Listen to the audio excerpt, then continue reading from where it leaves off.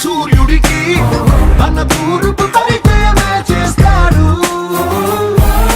రావణుడో రాఘవుడో మనసును దోచే మానవుడా, సైనికుడో శ్రామికుడో అసాధ్యుడు వీడురో. వీడు 6 అడుగుల బుల్లెట్టు,